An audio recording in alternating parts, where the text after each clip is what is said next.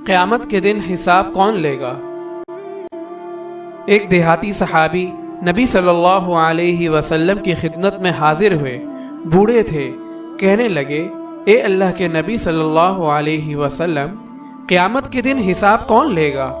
नबी सल्लल्लाहु अलैहि वसल्लम ने फरमाया, अल्लाह ताला।